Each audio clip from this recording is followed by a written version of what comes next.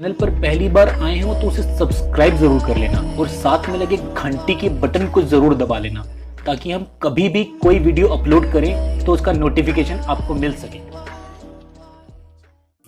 एक कहानी है एक पंडित जी की जो कि शहर से दूर अपनी पत्नी के साथ एक कुटिया बनाकर रहते थे। एक बार की बात है, पंडित जी अपने घर से बाहर अपने विद्यार्थियों को पढ़ाने के लिए जा रहे थे तो उनकी पत्नी ने कहा कि रात का खाना कैसे बनेगा, घर में थोड़े से चावल के अलावा कुछ भी नहीं बचा है। तो पंडित जी ने सिर्फ अपनी पत्नी को देखा और कुछ भी नहीं कहा, वह वहां से चले गए। जब शाम को पंडित जी अपने घर आए, खाना खाते समय उन्होंने देखा कि उनकी थाली में कुछ चावल और पत्ते थे।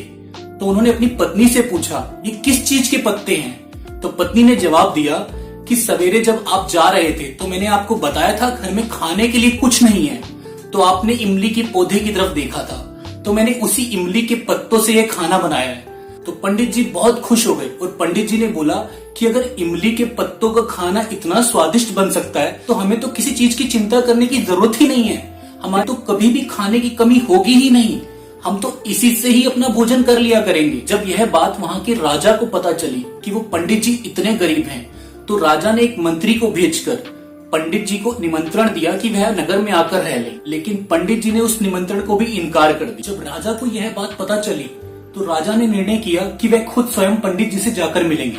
राजा पंडित जी के पास गए और बहुत देर तक बात करते रहे। तब राजा को यह समझ नहीं आ रहा था कि पंडित जी से किस तरीके से बात करें, लेकिन कुछ देर बाद राजा ने पंडित जी से पूछ ही लिया, पंडित जी आपको यहाँ पर किसी चीज का कोई अभाव तो नहीं है?